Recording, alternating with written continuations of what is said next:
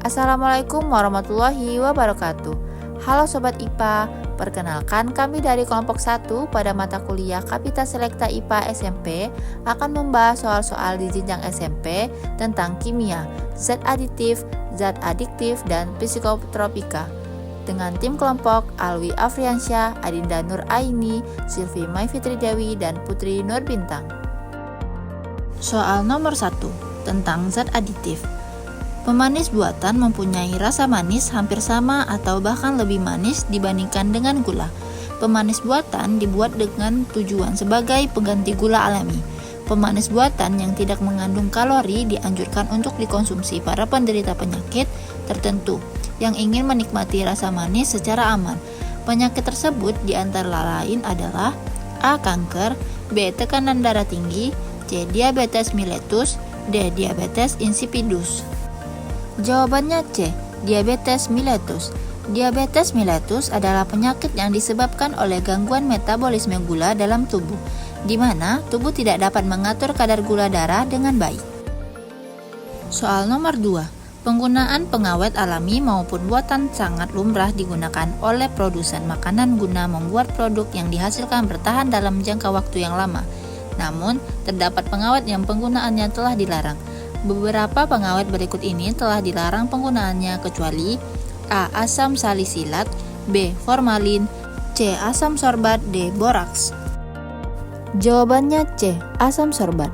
Pengawet adalah zat yang biasanya digunakan untuk mencegah pertumbuhan bakteri pembusuk.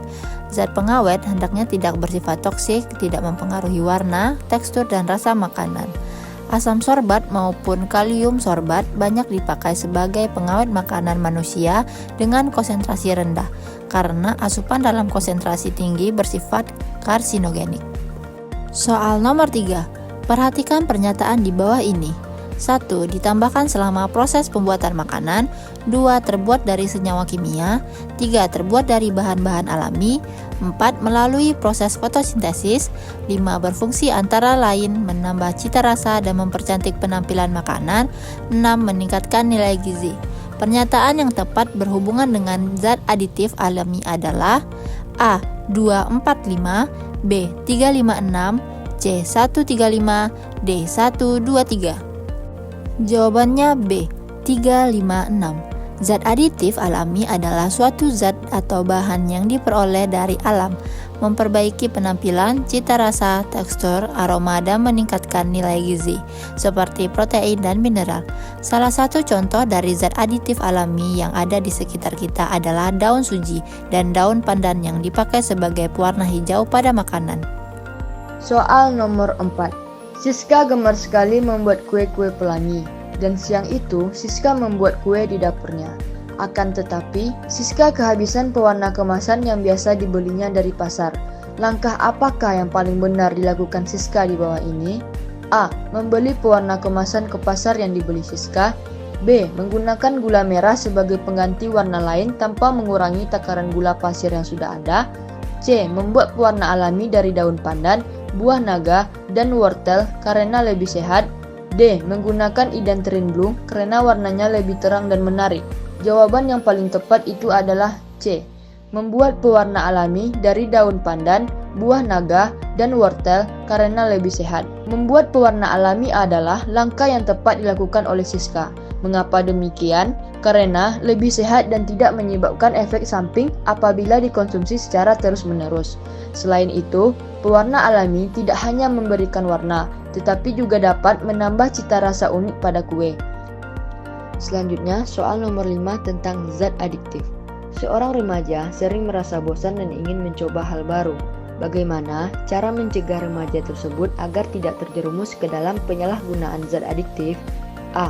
Membiarkannya mencoba sekali saja. B. Menyalahkan teman-temannya. C. Mengajaknya melakukan kegiatan positif lainnya. D. Memarahi dan menghukumnya. Jawabannya yaitu C. Mengajaknya melakukan kegiatan positif lainnya. Ketika seorang remaja merasa bosan dan ingin mencoba hal baru, ini adalah momen yang krusial untuk mengarahkan energi mereka ke hal-hal yang lebih positif. Berikut alasan mengapa opsi C adalah jawaban yang paling tepat. Yang pertama, mengalihkan perhatian. Dengan mengajak remaja melakukan kegiatan positif seperti olahraga, bergabung dengan klub, atau mengikuti hobi, kita dapat mengalihkan perhatian mereka dari hal-hal negatif seperti narkoba tadi. Yang kedua, membangun minat baru. Kegiatan positif dapat membantu remaja menemukan minat dan bakat baru, sehingga mereka merasa lebih terpenuhi dan memiliki tujuan hidupnya. Yang ketiga, membentuk jaringan sosial positif. Melakukan kegiatan positif, remaja dapat bertemu dengan orang-orang yang memiliki minat yang sama dan membangun hubungan sosial yang lebih sehat. Soal nomor 6, Andi dan Budi adalah kembar identik yang diadopsi oleh dua keluarga yang berbeda sejak bayi. Andi dibesarkan dalam keluarga yang harmonis dan memiliki banyak dukungan sosial, sedangkan Budi dibesarkan dalam lingkungan yang kurang harmonis dan sering mengalami kekerasan. Ketika dewasa, Andi hidup sehat dan produktif, sementara Budi mulai terlibat dalam penyalahgunaan narkoba. Pertanyaannya, apa saja faktor-faktor yang dapat mempengaruhi Budi menjadi pengguna zat adiktif? A. Faktor genetik saja. B. Faktor lingkungan saja. C. Kombinasi faktor genetik dan lingkungan. D. Tidak ada faktor yang mempengaruhi. Jawaban yang paling benar yaitu adalah C. Kombinasi faktor genetik dan lingkungan. Penjelasannya, kecanduan zat adiktif adalah masalah kompleks yang tidak bisa dijelaskan oleh satu faktor saja. Ada banyak faktor yang saling berinteraksi dan mempengaruhi seseorang menjadi pengguna zat adiktif. Adapun faktor-faktor lain yang dapat mempengaruhi, yang pertama itu ada faktor psikologis, yang kedua faktor sosial, faktor yang ketiga yaitu faktor biologis. Soal nomor 7. Andi adalah seorang remaja yang sering mengkonsumsi minuman beralkohol. Awalnya, ia merasa lebih percaya diri dan berani setelah minum minuman beralkohol tersebut. Namun, lama-kelamaan Andi sering mengalami sakit kepala, mual, dan sulit berkonsentrasi belajar. Ia juga sering bertengkar dengan teman-temannya dikarenakan mudah terbawa emosi. Kondisi Andi ini menunjukkan bahwa penyalahgunaan zat adiktif dapat A. Hanya merusak kesehatan fisik, B. Hanya merusak kesehatan mental, C. Merusak kesehatan fisik, mental, dan sosial, D. Tidak ada dampak negatif. Jawabannya C. Merusak kesehatan fisik, mental, dan sosial.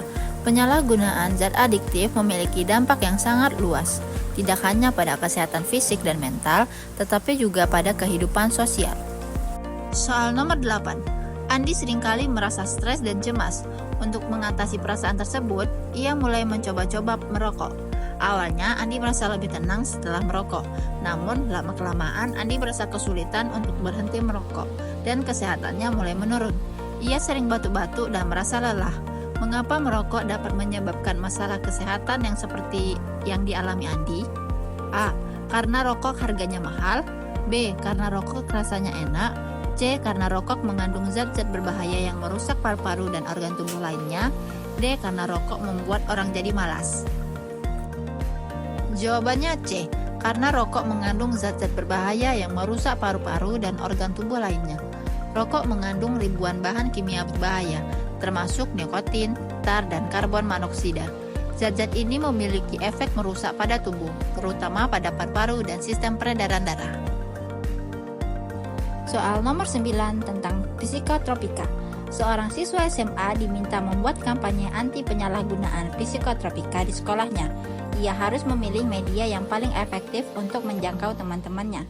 Dari pilihan berikut, media mana yang paling tepat untuk menyampaikan pesan tersebut secara interaktif dan menarik? A. Membagikan brosur cetak di sekolah. B. Membuat video edukasi dan mempostingnya di sosial media. C. Mengadakan seminar formal di aula sekolah. D. Menulis artikel di majalah dinding sekolah. Jawabannya B. Membuat video edukasi dan mempostingnya di media sosial. Media sosial dengan video edukasi interaktif adalah cara yang efektif untuk menjangkau remaja karena lebih menarik dan mudah diakses. Selanjutnya soal nomor 10. Seorang dokter meresepkan obat psikotropika kepada pasien yang mengalami gangguan tidur kronis. Setelah beberapa minggu, pasien melaporkan merasa kantuk berlebihan di siang hari dan kesulitan menghentikan konsumsi obat. Berdasarkan gejala tersebut, psikotropika yang kemungkinan diresepkan adalah A. Antidepresan, B. Benzodiazepin, C. Stimulan, D. Antipsikotik. Jawabannya yaitu B. Benzodiazepin, yang dimana benzodiazepin ini adalah sekelompok obat psikotropika yang bekerja pada sistem saraf pusat atau otak dengan cara meningkatkan efek neurotransmitter gamma aminobutyrid atau GABA.